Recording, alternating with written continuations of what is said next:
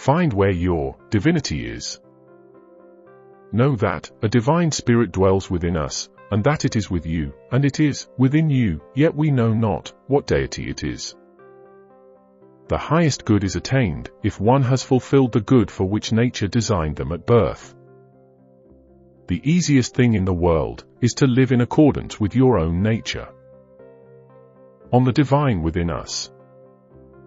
The divine is near you, it is with you, it is within you. This is what I mean, Lucilius. A divine spirit dwells within us, one who marks our good and bad deeds, and it is our guardian. Just as we treat this spirit, so are we treated by it. Indeed, no person can be good without the help of the divine. In each good person, a divinity doth dwell, but what deity, we know not. If ever you have come upon a grove that is full of ancient trees which have grown to an unusual height, shutting out a view of the sky by a veil of intertwining branches, then the loftiness of the forest, the seclusion of the spot, and your marvel at the thick unbroken shade in the midst of the open spaces, will prove to you the presence of deity. Or if a cave, made by the deep crumbling of the rocks, holds up a mountain on its arch, a place not built with hands but hollowed out into such spaciousness by natural causes, your soul will be deeply moved by a certain intimation of the existence of the divine. We worship the sources of mighty rivers, we erect altars at places where great streams burst suddenly from hidden sources, we adore springs of hot water as divine, and consecrate certain pools because of their dark waters or their immeasurable depth. If you see a person who is unterrified in the midst of dangers, untouched by desires, happy in adversity, peaceful amid the storm, who looks down upon people from a higher plane, and views the divine on a footing of equality, a divine power has descended upon that person.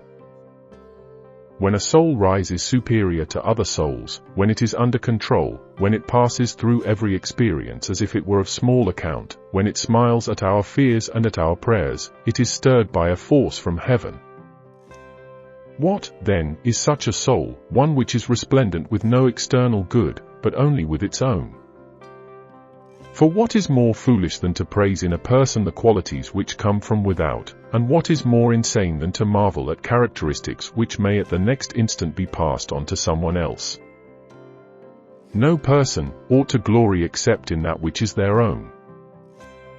We praise a vine if it makes the shoots teem with increase, if by its weight it bends to the ground the very poles which hold its fruit. Would any person prefer to this vine one from which golden grapes and golden leaves hang down? In a vine the virtue peculiarly its own is fertility, in people also we should praise that which is their own.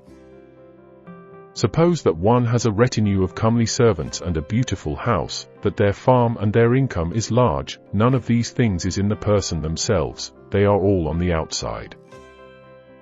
Praise the quality in one which cannot be given or snatched away, that which is the peculiar property of the person. Do you ask what this is? It is the soul, and reason brought to perfection in the soul. Yet this is turned into a hard task by the general madness of humankind. We push one another into vice, and how can a person be recalled to salvation, when one has none to restrain them, and all humankind to urge one on? For people are reasoning animals, therefore, everyone's highest good is attained, if one has fulfilled the good for which nature designed them at birth. And what is it which this reason demands of them? The easiest thing in the world is to live in accordance with your own nature. Farewell, Seneca, Stoic Taoist.